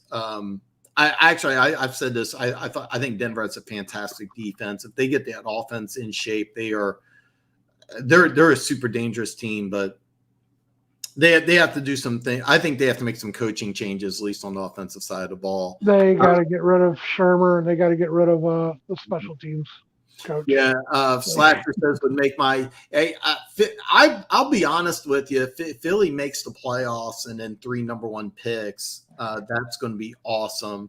Not for. Okay, I'm sorry. We had. I'm behind on some of the comments. Cardinals win because they're at home when. They weren't when they, the Cardinals are, I have to be honest, they are a different team at home, but the Colts are playing red hot right now. They're as good as anybody, but I wasn't aware Nelson was out. I should have known that. Pride, I'd before 4 right now. I think Tibb, Hutch, and Neal are top 3, Hamilton at 4. There's going to be a lot to say when the draft comes around, but we're going to talk a lot of in the draft. But if you're at 4, could you get Hamilton? It really depends at who's number 1. And I say that because I could see Jacksonville, if they're at number 2, I could see Jacksonville taking a swing at Hamilton. I can see that. There's been somebody, Slasher, who's spamming with some weird VA something. I blocked it, but if you see something that's like a VA or wide receiver, I don't know what's going on. Just block them, please, mods. I'm sorry for blowing up. It's just, I have an issue with people spamming the chat.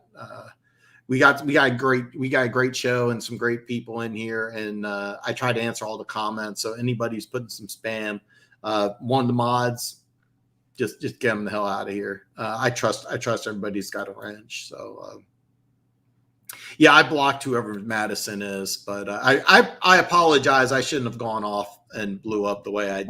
Yeah, very right, dude. Fuck that dude. Hamilton. Seriously, one Pride. Hamilton anywhere from 2 to 5 makes a lot of sense. I just don't see him going number 1. But he's definitely not going number 1. No, just for position value alone. No, exactly. He might be the number 1 player, but you can't pick a safety number 1. But 2 through 5, 100%. I actually spoiler alert. As of today, if Jacksonville's the number 1 pick, I got Neal going number 1. So I actually like Drew Lock. He gets a neat time. Do you think the Raiders going to get back in?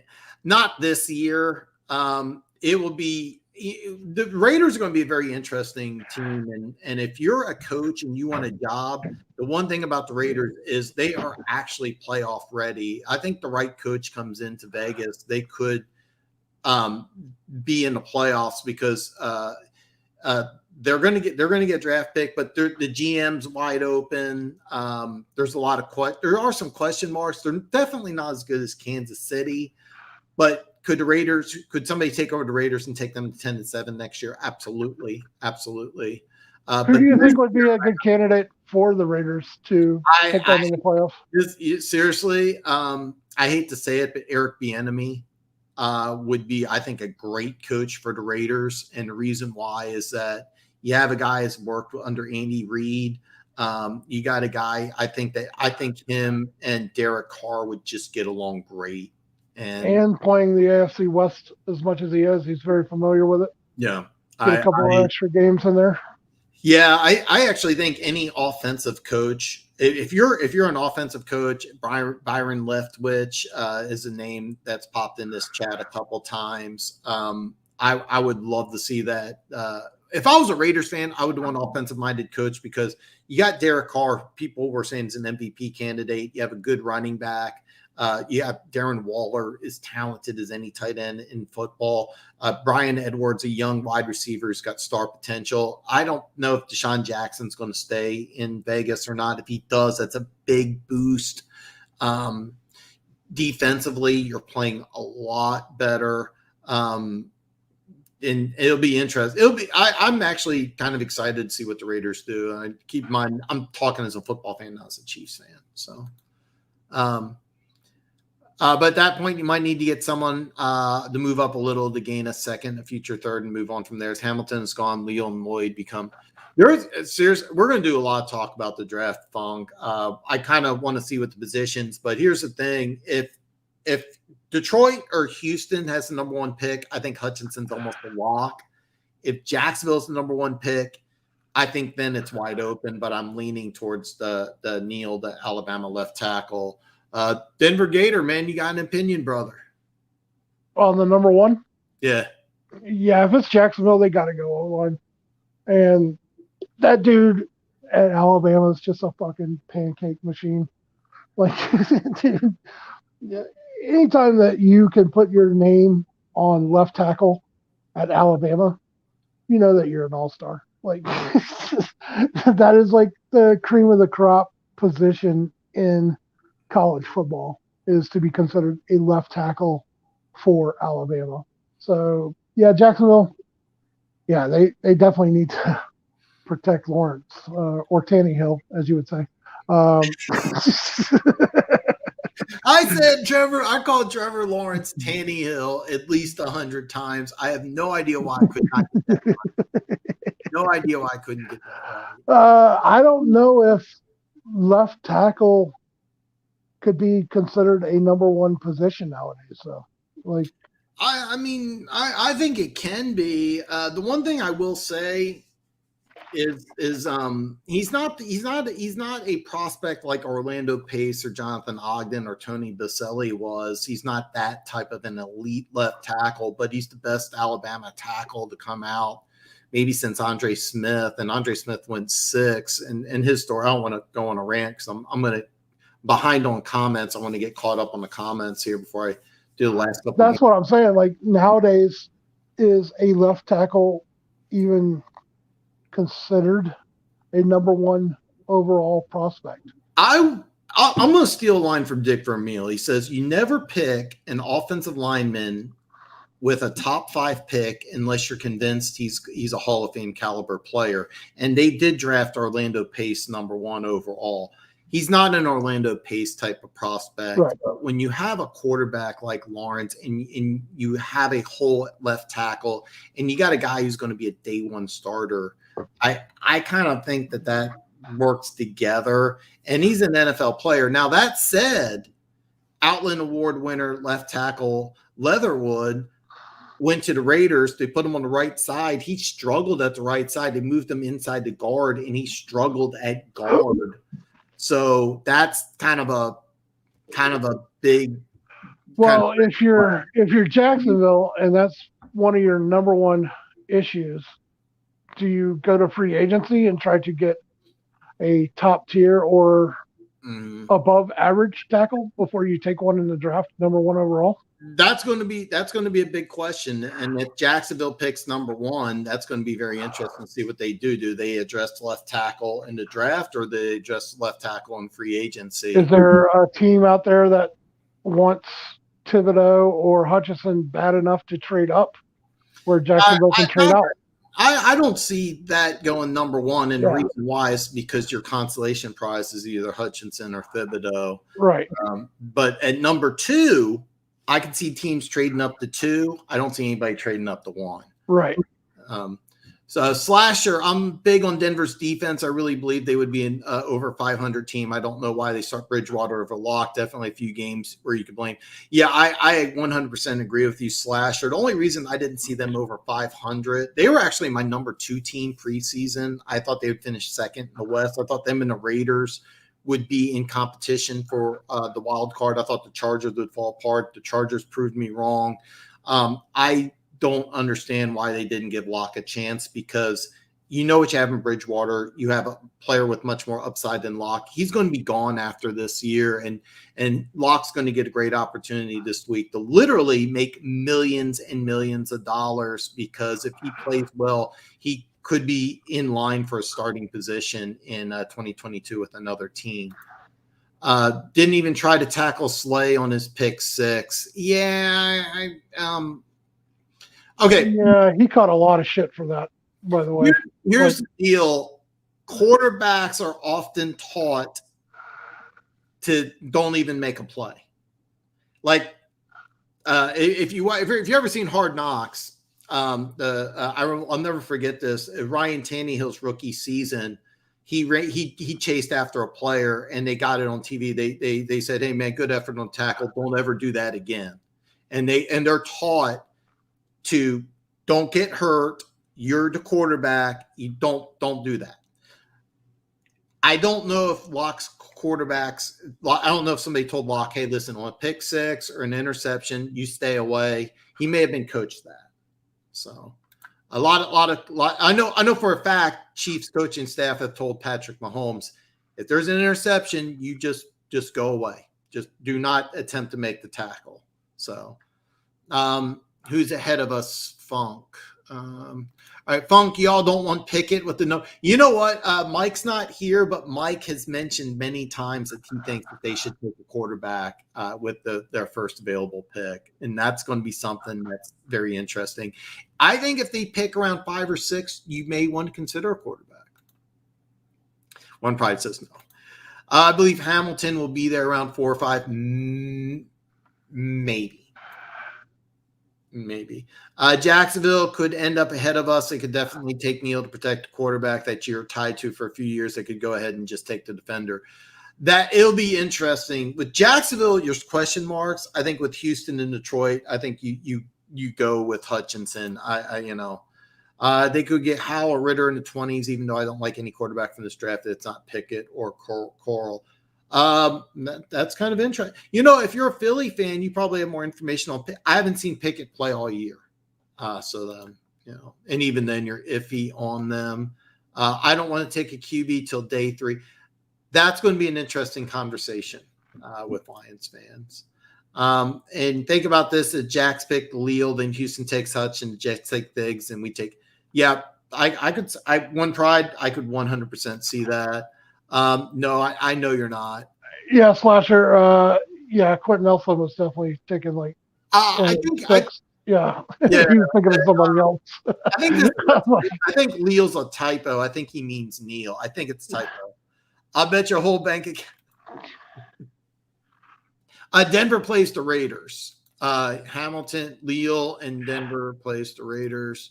I said take Leal top 5. I mistyped it. Are you talking Leal, the Texas A&M defensive tackle? One pride said Jack's picked Leal. No. Leal was considered the top prospect for a while. He's probably going in the first round barring injury, but I think it was a typo. I could be mistaken though. They would just pick. If Detroit or Houston has the number 1 pick, they're taking Hutchinson. Yeah. I have to admit I do love the Black Monday show. Yeah, one pride. Yeah, he meant Neal. All right, so position value means nothing to me. If the guy's a stud and gets a few All Pros and plays for 10 years, how can anyone be upset? So you could take a bust bust at the best. I get that, Funk, but I still don't think you can take Hamilton number one. I don't see that at all. I actually don't think he's the best player. I don't think he's as good as Jamal Adams coming out. I know a lot of people think he's the most talented player in the draft. I'm not subscribed to that. Denver Gator, man, you watch more college football than I do. Is Hamilton the best player in this draft? Player? I don't know. I struggle with the fact that a safety could be taken that high. I mean, if it fits your needs, yeah, go for it. But I think it's easier to justify taking a pass rusher or a top tier corner or a top offensive lineman over a safety. It's easier to justify that. But if it fits the needs and he's going to be a stud for your team, yeah, I'm all about like roll the dice, take the chance. But I don't know if he's the best player overall. Like, I don't know. Safety's a hard one to gauge, like, because of what you can put on a record or what you can put on stats compared to a pass rusher or a corner. Safety, I don't know. Like, if the coaching staff is sold on them and they can fit their system, then yeah, go for it. But if you're just doing it on talent alone and you're trying to put a square peg in a round hole, it doesn't matter how talented the dude is. Like, if he doesn't fit your scheme or your culture, then it's not going to be a good fit no matter how good he is. Yeah, I think don't get me wrong, I think Hutchinson would fit. I just don't think you could take him number one. This is interesting. Hamilton or Hutchinson? He says Houston taking a quarterback number one. I'm actually surprised, but hey, we're gonna talk a lot of a lot with the draft here. I would really like Neal to fall to the Eagles. That would be a great fit. Quentin Nelson. Well, he did go. He went number 6 overall, but he wasn't the first pick, and he was the top prospect easily. It might be Tron Armstead. Tron Armstead. He was a 3rd round pick, but he wasn't the top prospect. But that's all right. Zap. I didn't know he was the Western Cut. I didn't know the name. Yeah, Zappy is he's a special breed. I don't know if he's going to be a legitimate, like, good NFL quarterback, but yeah, he's exciting to watch. Another one I'm watching, nobody's really talking about is Strong from Nevada. He's getting a lot of hype. I've seen him going to the Giants at 4 in a lot of mock drafts, but we have here. But I'm excited to see him at the combine because the quarterback position is just going to be a lot of fun. I mean, we're going to have a lot of fun during draft time, and I'm getting off topic here, but Denver Gator, when we do the draft, I'm hoping that you could do a video with the Broncos. I'd love. I would definitely like to do that. Your opinion on the Broncos draft. This is also another thing that's interesting. I think Tibb fits the scheme more for the Lions. Plus, Holmes is scouting out there, just saying you have 2 really good points. One, Holmes coming from LA, he's done a lot of West Coast scouting. He has a lot of more information on Thibodeau than a lot. Me and you disagree on this one, but the great thing is that we can agree. You think he can play 3-4 outside linebacker. I think he's a pure 4-3 defensive end. But does he fit that outside linebacker scheme? Sure. Now, I will say this. Joey Bosa, very similar to Hutchinson, plays a 5 technique with the Chargers, and he just dominated. So I could see Hutchinson doing something very similar. So Detroit wins out, they'll pick 7. They will have a plan. All right. I'm gonna get back to your comment, Funk. We got 3 more games I want to get to here. Washington football team at Dallas. Dallas is a 10-point favorite. Denver Gator, are they going to cover 10? No, they'll win. They're not going to cover 10. All Come right. on, Dallas. Come on. Fair enough. What do you think? You think a divisional game with Dallas, like you have no idea what they're bringing to the table each week. Are they gonna? Their defense. Hey, Micah Parsons, like that dude is legitimately badass. But are the Cowboys capable of going in there and putting up 10 plus? I should have checked before we came on. I don't know who the quarterback's going to be for Washington, but I don't trust Dallas at all. Neither do I. I have a hard time justifying this at all, but 10's just too bad. I wouldn't take 10. I'm going to pass on this game completely. I'm looking forward to this, but it's going to be a fun game to watch, but it's one I'm just completely passing on. And the last game, this is actually a really, really fun game. And Mike hasn't joined the show. Was this Miami?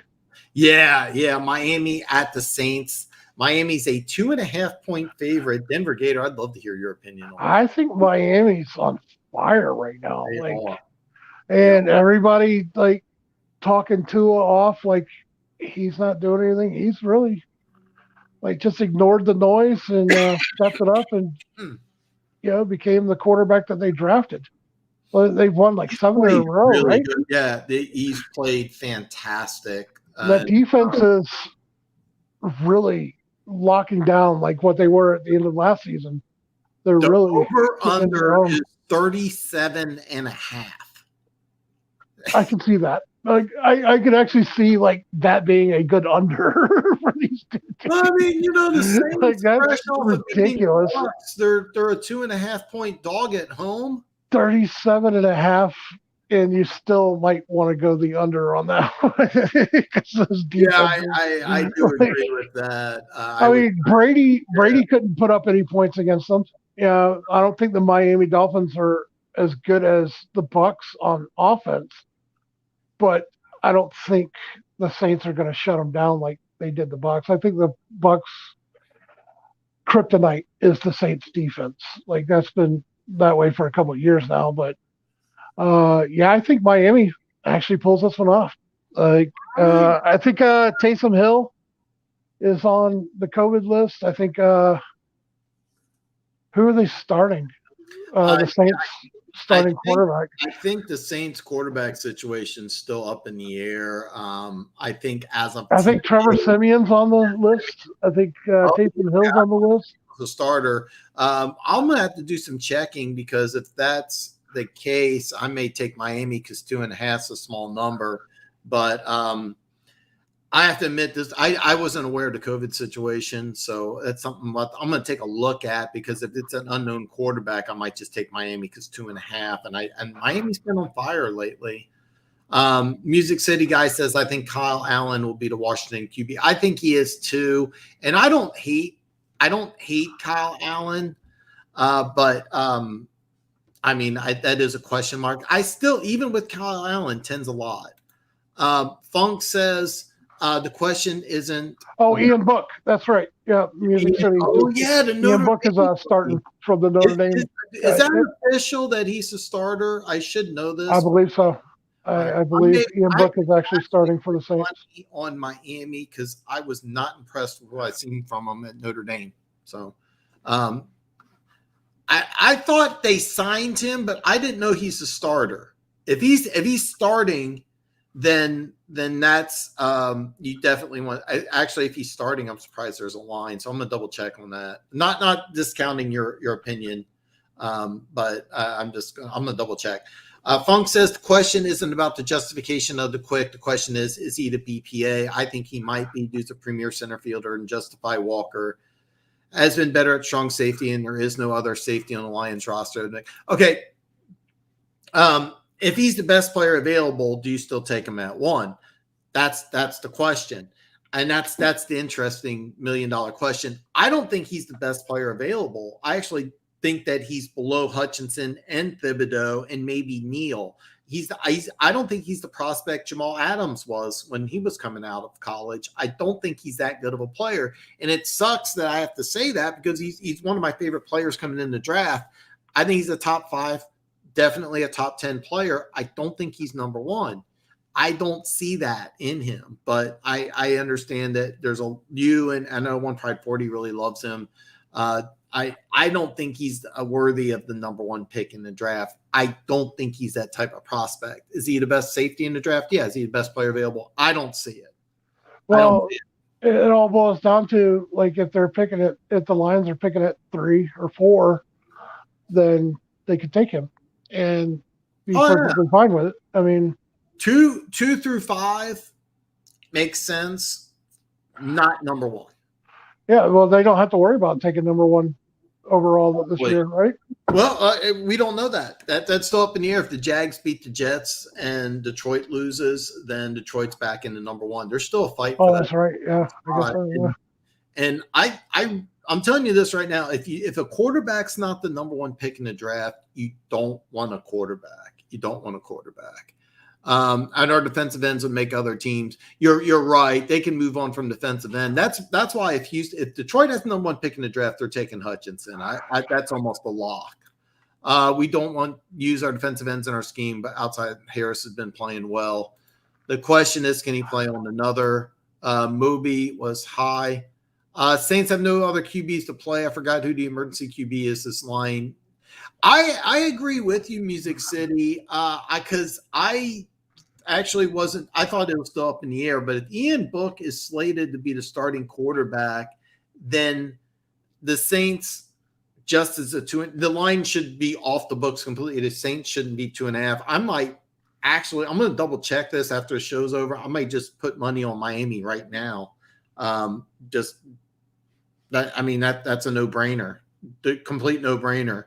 Again, I didn't have enough time to do the research. So I know Okolar can play on another team. What specifically was Cap? One Pride. And yet people forgot about Romeo coming off the left because he's hurt. Yeah. I forgot. I actually forgot about Romeo as well. So, hey, listen, guys, I've gone over 2 hours. I think Denver Gator has a party he wants to get to. Hey, Merry Christmas, everybody. Yeah. I